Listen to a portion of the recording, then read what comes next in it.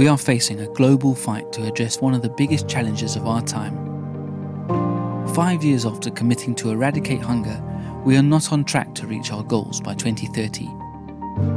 Chronic hunger is up by 10 million people in 1 year and up by nearly 60 million in 5 years.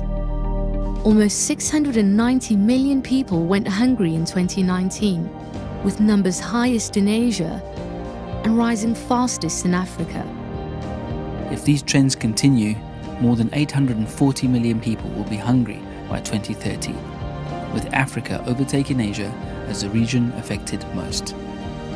The COVID-19 pandemic could add over 100 million people to this distressing toll. Overcoming hunger is just one part of the problem. 2 billion people do not have regular access to safe, nutritious and sufficient food.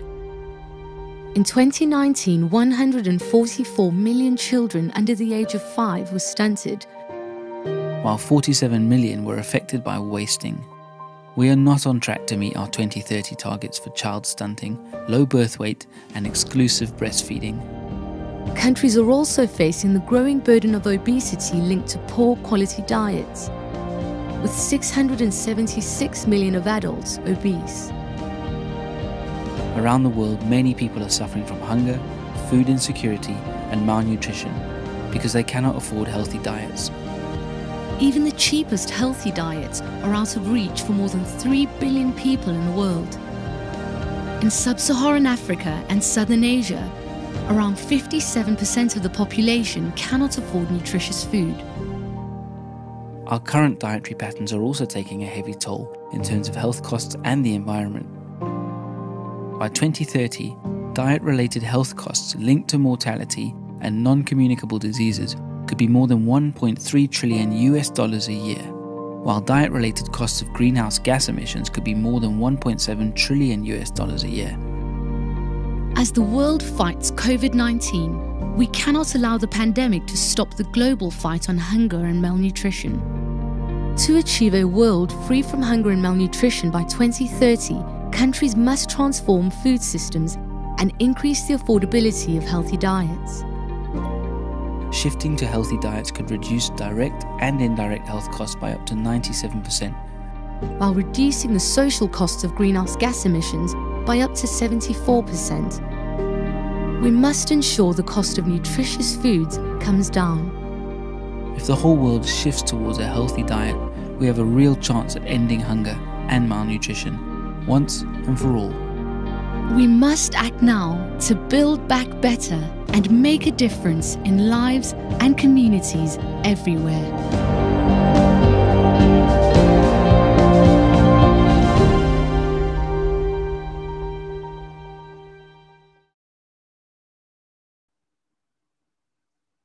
Assalamualaikum warahmatullahi wabarakatuh. Salam inovatif agriculture.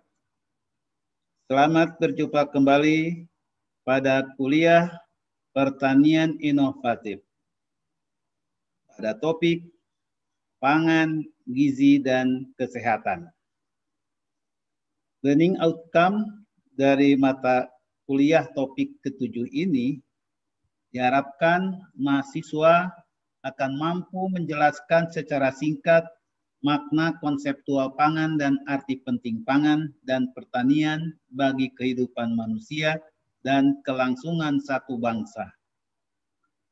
Kemudian mampu menjelaskan sistem pangan nasional dalam upaya menjamin ketahanan pangan, mampu menjelaskan keterkaitan pangan dengan gizi dan kesehatan, dan mampu menjelaskan pengelompokan zat gizi dan sumber-sumber bahan pangan untuk memenuhi kebutuhan gizi manusia, serta mampu menjelaskan gizi seimbang dan gizi salah atau malnutrition dan dampaknya terhadap kesehatan dan kualitas sumber daya manusia, dan mampu menjelaskan bahan pangan sebagai bahan baku industri pengolahan pangan.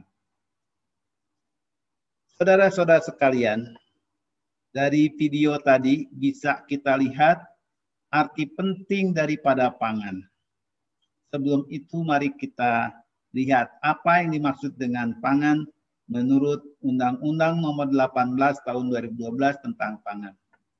Pangan adalah segala sesuatu yang berasal dari sumber hayati produk pertanian, perkebunan, kehutanan, perikanan, peternakan, perairan, dan air, baik yang diolah maupun tidak diolah, yang diperuntukkan sebagai makanan atau minuman bagi konsumsi manusia, termasuk bahan tambahan pangan, bahan baku pangan, dan bahan lainnya yang digunakan dalam proses penyiapan, pengolahan, dan atau pembuatan makanan atau minuman.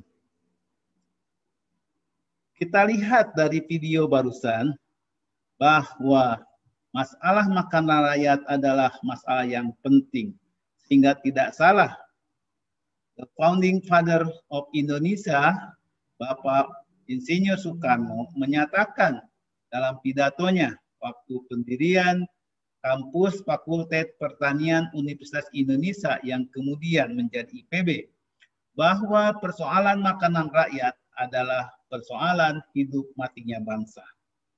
Sehingga dengan demikian pertanian menjadi fondasi kehidupan di bumi ini.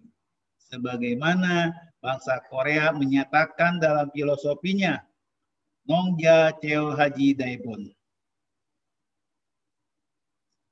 Dan karena itu, maka memperoleh makanan yang cukup, bergizi, dan aman adalah hak setiap individu. Sebagaimana dinyatakan dalam Deklarasi Dunia tentang Gizi atau dikenal Deklarasi Roma tahun 1992. Dan disinilah pentingnya menjamin ketahanan pangan. Mari kita lihat dari data yang tadi juga disampaikan dalam video pengantar tentang situasi ketahanan pangan dunia dan di Indonesia. Pada tahun 2050 ada 9,8 miliar penduduk dunia yang membutuhkan pangan yang cukup. Dan diperkirakan saat ini ada 690 juta orang lapar atau sekitar 8,9% dari populasi dunia. Dan jumlah yang terdampak kekurangan pangan yang parah atau severe food insecurity ada sekitar 750 juta orang. Dan ternyata Indonesia termasuk negara yang rentan terhadap kekurangan pangan. Ini dibuktikan dengan indeks ketahanan pangan global Indonesia yang berada pada posisi ke-62 dari 113 negara dan berada di bawah Vietnam dan Malaysia. Selain itu, dilihat dari Global Hunger Index Score, Indonesia mempunyai skor 20,1 yang artinya dalam keadaan serius. Dan dengan adanya pandemi COVID-19, ini bisa menambah puluhan juta yang mengalami kekurangan pangan. Dan tentu saja kekurangan pangan dan kelaparan ini menyebabkan berbagai permasalahan gizi. Diperkirakan dunia pada tahun 2019 ada 21,3% atau 140 juta anak balita mengalami stunting atau kerdil. Dan ada 6,9% atau 47 juta yang mengalami wasted atau kurus dan 5,6% atau 38,3 juta justru mengalami kegemukan. Di Indonesia, anak usia balita mengalami gizi kurang dan gizi buruk sekitar 17,7%. Bahkan stunting jumlahnya lebih besar, yaitu 30,8%. Dan untuk menjamin ketahanan pangan yang cukup, yang bisa menjamin memenuhi kebutuhan pangan penduduknya, diperlukan satu sistem pangan nasional yang antisipatif untuk menjamin ketersediaan pangan yang cukup. Dan di Indonesia, sistem pangan nasional sebagaimana disebutkan dalam Undang-Undang Nomor 18 2012 tentang pangan, disusun dengan spirit atau pondasi, yaitu kemandirian pangan dan kedaulatan pangan. Dan ukuran kerja bahwa terjadi yaitu dengan terbentuknya ketahanan pangan nasional yang di dalamnya juga terjaminnya keamanan pangan dari pangan yang disediakan tersebut. Dan sebagai keluaran dari sistem pangan nasional ini adalah individu dan masyarakat dapat hidup sehat, aktif, dan produktif secara berkelanjutan. Nah, di sini para mahasiswa diminta untuk bisa membedakan ataupun memahami pengertian-pengertian seperti ketahanan pangan, keamanan pangan, kedaulatan pangan, dan kemandirian pangan. Jadi, saudara harus bisa membedakan apa itu ketahanan pangan atau food security dan apa itu keamanan pangan, food safety. Ya. Mohon saudara-saudara bisa memahami keempat istilah ini. Dan untuk membangun ketahanan pangan dan gizi sekaligus di Indonesia disusun satu kerangka konsep. Dengan tujuan akhir adalah yaitu terbentuknya sumber daya manusia Indonesia yang berkualitas dan berdaya saing. Nah, untuk bisa membentuk sumber daya manusia yang berkualitas dan bersaing ini perlu mereka mempunyai status gizi dan kesehatan remaja dan dewasa yang baik. Dan itu hanya bisa dibentuk kalau sejak janin, bayi, dan anak, mereka pun mempunyai status gizi dan perkembangan yang optimal. Dan untuk bisa mendapatkan status gizi dan perkembangan yang optimal ini, diperlukan 3 hal, yaitu asupan makanan sesuai kebutuhan, pola asuh yang baik, dan adanya pencegahan dan penanggulangan penyakit infeksi. Dan untuk pencegahan dan penanggulangan penyakit infeksi ini, diperlukan intervensi di sini, ya. Intervensi spesifik, termasuk untuk pola asuh yang baik dan asupan makanan sesuai kebutuhan ini. Di antaranya kesehatan remaja dan gizi ibu perhamil, pemberian makanan taman ibu hamil, suplementasi gizi, ASI eksklusif, makanan pendamping ASI, pemberian makanan tambahan anak, penerapan gizi seimbang, stimulasi perkembangan anak, penanggulangan gizi buruk akut, manajemen dan pencegahan penyakit, intervensi gizi dalam kedaruratan, dan lain-lain. Dan yang 3 ini sangat tergantung kepada 3 hal juga. Pertama adalah tergantung pada ketahanan pangan masyarakat dan rumah tangga. Kemudian sumber daya dan kualitas pengasuhan pada keluarga dan masyarakat, dan akses dan penggunaan pelayanan kesehatan dan lingkungan. Nah, untuk ketahanan pangan masyarakat dan rumah tangga, ini perlu adanya penguatan sistem pangan yang bisa menjamin 3 hal, ketersediaan pangan, akses pangan, dan pemanfaatan pangan yang benar. Dan di selain itu perlu adanya yang disebut dengan intervensi sensitif, yaitu jaminan sosial nasional, perkembangan anak usia dini, pemberdayaan perempuan, perlindungan anak, pendidikan formal, sanitasi dan air bersih, pelayanan kesehatan dan keluarga berencana, dan penguatan sistem pangan itu sendiri.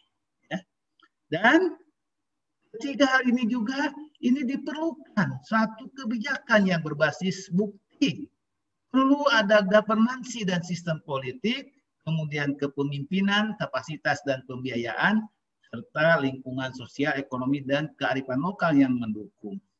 Dan semua itu bisa terbentuk kalau kita mampu membangun lingkungan yang kondusif, yang enabling, yang memungkinkan.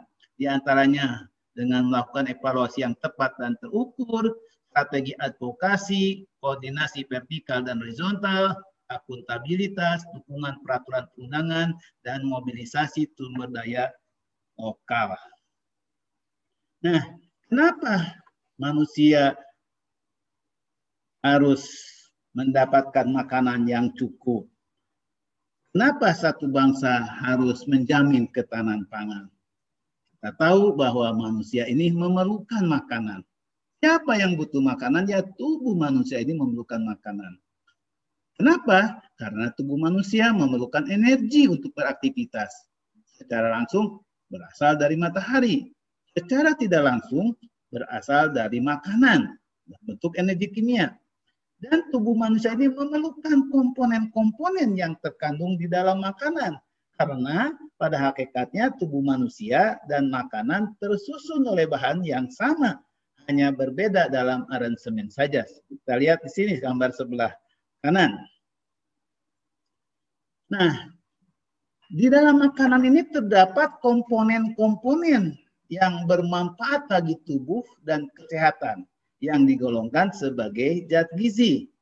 Dan untuk dapat hidup normal, manusia memerlukan 6 zat gizi dari makanan, yaitu secara global yaitu air, karbohidrat, protein, lemak, vitamin, dan mineral.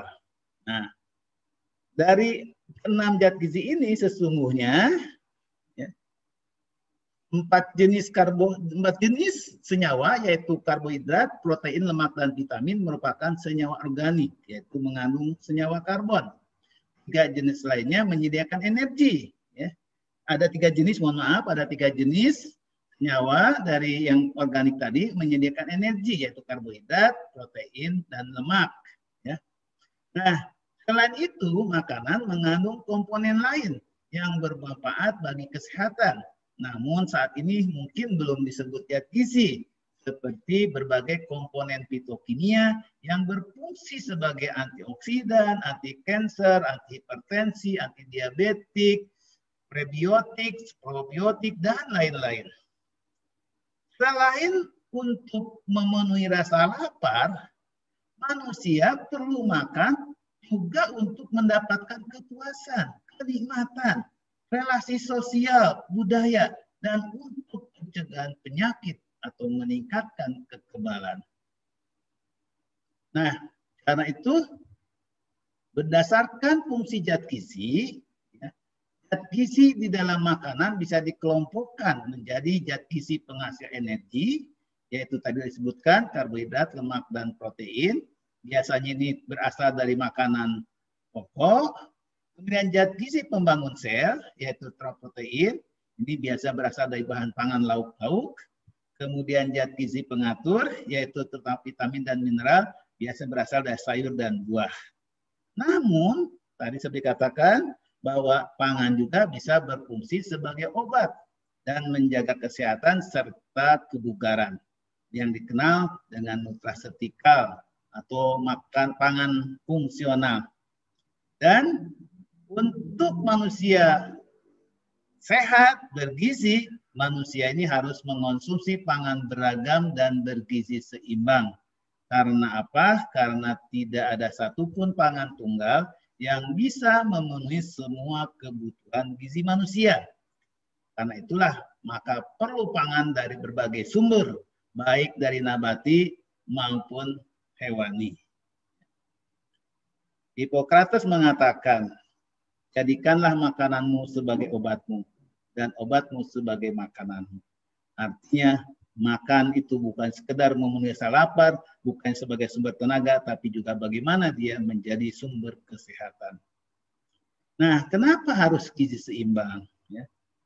Para ahli gizi menganjurkan makanan yang sehat itu, diet yang sehat itu adalah gizi seimbang. Kenapa demikian? Karena gizi seimbang ini diperlukan. Sangat diperlukan untuk pertama untuk pertumbuhan, untuk perkembangan, untuk meningkatkan kecerdasan, untuk pemulihan kesehatan, meningkatkan daya tahan tubuh, dan juga aktivitas lain-lainnya. Dan ada peribahasa yang mengatakan bahwa you are what you eat. Engkau adalah apa yang engkau makan. Sehingga bagaimana status gizi kita, bagaimana status kesehatan kita, sangat tergantung kepada makanan. Dan makanan sangat penting untuk tadi memelihara kesehatan kita. Karena ketika diet salah, obat-obatan itu tidak ada gunanya. Dan ketika diet benar, maka obat-obatan itu tidak diperlukan. Nah, mari kita lihat beberapa sumber pangan. Tadi saya katakan ada sumber pangan hewani, ada nabati. Mari kita lihat sumber pangan asal nabati. Jadi di sebagian besar masyarakat, pangan nabati ini menjadi sumber utama untuk pemenuhan gizi seperti energi, karbohidrat, protein, lemak, vitamin, dan mineral. Sumber karbohidrat bisa kita peroleh dari padi-padian, jagung, gandum, umbi-umbian, sagu, talas, buah sukun, pisang. Kemudian sebagai sumber protein dari kacang kedelai misalnya, susu kedelai, tempe, kacang hijau, kipir, koro, dan banyak lainnya. Sumber lemak dari minyak kelapa, minyak sawit, alpukat, minyak kedelai, minyak kacang tanah, minyak jagung, dan sebagainya. Kemudian sumber vitamin dan provitamin dari buah-buahan, sayur-sayuran, tanaman herbal, dan sumber mineral terutama dari buah-buahan dan sayur-sayuran serta dari herbal. Dan tren dunia saat ini ternyata masyarakat mulai banyak beralih ke pangan asal nabati dan mengurangi pangan asal hewani meski bukan seorang vegetarian. Tren lain adalah munculnya selera masyarakat untuk kembali ke pangan lokal. Dan kalau kita lihat ternyata terdapat keanekaragaman pangan pokok rakyat Indonesia. Ya. Jadi selama ini yang kita kenal seolah makanan pokok rakyat Indonesia adalah beras, bukan ya. Mulai beras, ya ada jagung, singkong, sagu, talas, ubi jalar, dan masih banyak lain-lainnya lagi.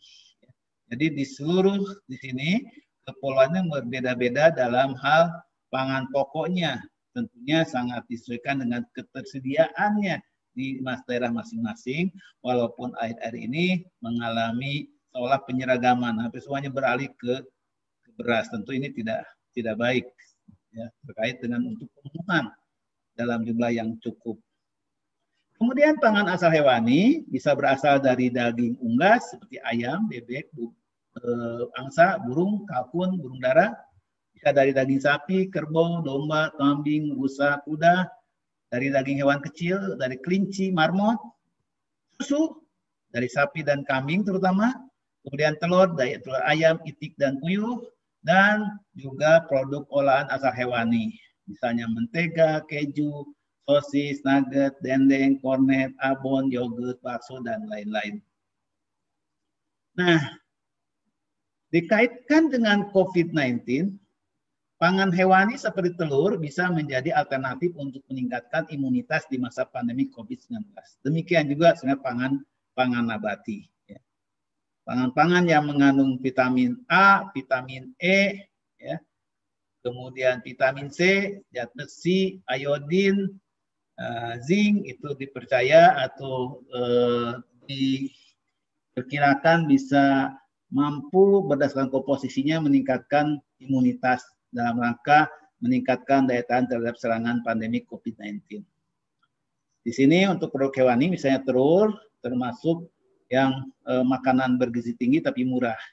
Dan kita lihat keragaman kandungan nilai gizi berbagai telur cukup bervariasi tapi bisa kita andalkan sebagai sumber protein dan lemak, juga sumber kalsium, juga sumber vitamin A. Nah, kemudian pangan lainnya adalah pangan yang berasal dari perikanan dan kelautan.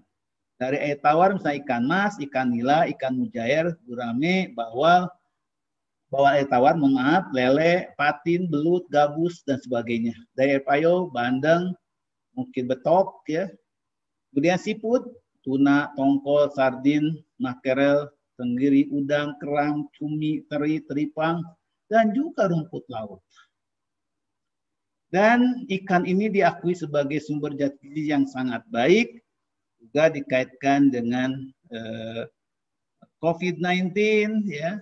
Kemudian juga dikaitkan dengan perkembangan bertumbuh kembangnya anak manusia sejak kehamilan, sejak bayi dalam kandungan sampai lahir, ya. Karena kandungan gizinya kita lihat mulai dari kandungan asam lemak omega 3, ada DHA, EPA, kemudian ada vitamin A, vitamin D, vitamin 12, ada berbagai mineral, zinc, kalsium, besi, iodin, selenium, selain juga sumber protein yang relatif lebih murah. Dan seperti katakan bahwa pangan kayak gizi asal hewani ini atau asal ikan ini dapat meningkatkan imunitas. Kemudian kita lihat bahwa dari paparan video tadi juga, sebetulnya pangan dan gizi itu merupakan sesuatu yang sangat penting sebagai investasi pembangunan nasional. Karena apa? Gizi ini sangat terkait dengan pertama asupan gizi, dan asupan gizi sangat terkait dengan ketahanan pangan atau security di tingkat rumah tangga. Tapi juga gizi sangat tergantung kepada pola asuh. Di sini budaya, preferensi, nilai akan menentukan makanan-makanan seperti apa dan berapa banyak yang bisa masuk ke dalam mulut seseorang, apalagi ke anak balita. Kemudian kondisi tubuh dan penyakit infeksi ini akan mempengaruhi kebutuhan kita akan zat gizi, ya. Kemudian juga kemiskinan, ya. Misalnya tahun 2019 mencapai 9,22% atau 25 juta bisa miskin, dan ini akan sangat berpengaruh terhadap poin 1 sampai 3 di atas. Nah, untuk mengukur satu bangsa itu tahan terhadap pangan atau tidak, ini ada indikator ketahanan pangan. Dan dikatakan bahwa ketahanan pangan itu akan ada bila mana semua orang pada setiap saat mempunyai akses terhadap pangan yang cukup, aman, dan bergizi untuk memenuhi kebutuhan gizi dan preferensi pangannya untuk kehidupan yang aktif dan sehat. Jadi kalau akses tidak ada, walaupun melimpah itu tidak tahan. Ya. Akses ada, tapi tidak aman dan tidak bergizi itu tidak tahan juga. Ya. Dan ada beberapa faktor yang mempengaruhi ketahanan pangan rumah tangga, walaupun tadi di dalam gambar tadi sudah dijelaskan, untuk menambah saja di sini. Kita lihat bahwa ada beberapa faktor yang mempengaruhi ketahanan pangan, yaitu ketersediaan pangan, baik dalam jumlah maupun mutunya, kemudian distribusi pangan, ya, bagaimana penyaluran pangan sampai ke tingkat konsumen, baik melalui pasar ataupun non-pasar. Misalnya ada subsidi raskin dulu di zaman sebelumnya, ada bantuan pangan, kemudian juga tergantung konsumsi, utilitasnya, bagaimana cara berkonsumsinya, berapa, bagaimana juga polanya, pola konsumsinya. Ini akan mempengaruhi penyerapan gizi pada konsumen, dan ini akan sangat dipengaruhi oleh keamanan pangan dari pangan itu sendiri, bagaimana mutu dan kandungan gizinya, serta tingkat pengetahuan atau literasi gizi konsumen. Dan akibat dari pengetahuan atau kemiskinan dan sebagainya, terjadilah apa disebut dengan malnutrition, gizi salah. Malnutrition ini ada yang disebut dengan overnutrition atau gizi lebih, dan undernutrition atau gizi kurang. Ini contoh undernutrition. Ini sebaliknya overnutrition. Nah, ada 4 penyebab gizi salah. Pertama, tidak mendapat asupan makanan yang cukup. Kedua, menu makanan tidak mengandung zat yang cukup yang diperlukan tubuh. Kemudian penyakit defisiensi gizi muncul akhirnya. Ya. Misalnya, kurang gizi protein, kurang energi kronik, anemia, karena kurang darah, dinampakkan dalam bentuk letih, lesu, dan ini akan rentan penyakit. Gaki, gangguan akibat kekurangan iodin, kurang vitamin A, kurang vitamin D, kurang niacin, kurang vitamin C. Atau karena menderita penyakit, baik genetik atau lingkungan, sehingga zat gizi tidak dapat diserap di lambung, dan kemudian yang bersangkutan menderita gizi kurang sekunder. Atau sebaliknya, terlalu banyak konsumsi energi atau zat makanan lainnya, misalnya lemak, gula, garam, dan sebagainya, sehingga mengalami overnutrition. Muncullah penyakit gizi lebih, obesitas, diabetes, darah tinggi, jantung koroner, dan kanker. Nah, apa dampak kurang gizi? Tentu saja ini akan menurunkan produktivitas karena status fisik yang buruk. Orang yang kurang gizi sangat mudah kena sakit. Ya. Kemudian menurunkan produktivitas karena rendahnya status pendidikan dan kecerdasan. Ya. Kemudian tingginya pengeluaran untuk biaya kesehatan karena lebih mudah sakit dan sistem imun tidak berfungsi baik. Dan ini berakibat ujungnya akan menurunkan angka indeks pembangunan manusia. Di mana Indonesia, angka indeks pembangunan manusia itu sangat rendah sekali. Ya. Ranking keberapa. Begitu. Nah, kalau kita lihat, Yang mungkin yang harus kita concern adalah pola makan anak Indonesia, karena ini akan menentukan dia menjadi manusia seperti apa di masa dewasanya. Nah, ini ternyata pola makan Indonesia sudah mengalami perubahan.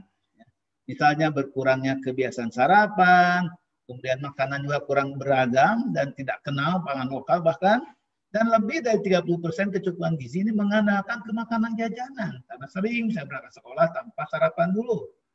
Kemudian juga ada kecenderungan mengonsumsi junk food atau fast food, dan bahkan sekarang sudah mengarah ke fabricated food atau instan. Akibatnya apa? Ya, banyak anak-anak bisa mengalami malnutrition dan mudah sakit. Dan kalau kita lihat ternyata sesuai dengan perubahan pola makan masyarakat, ternyata pola penyakit gizi pada masyarakat pun berubah sesuai dengan waktu. Jadi misalnya dari penyakit karena kekurangan gizi seperti KEP, KEK, anemia, gondok pramusinya, ke penyakit karena kelebihan gizi seperti obesitas, diabetes, aterosklerosis, dan jantung koroner. Dan semuanya ini sebetulnya bisa dicegah dengan diet yang baik yang memenuhi gizi seimbang. Nah, sekarang tadi kenapa Bung Karno 7 tahun setelah merdeka berpidato membangun Fakultas Pertanian di Bogor. Karena pangan itu sangat erat dengan kemerdekaan. Kemerdekaan ada kalau ada kedaulatan. Kedaulatan ada kalau ada kedaulatan pangan. Ya. Dan tentu saja maka pangan ini harus masuk dalam ranah politik, harus diatur. Dan sekarang memang ternyata bagaimana terjadinya politik pangan global. Sekarang bagaimana disandingkan lokal. Ya.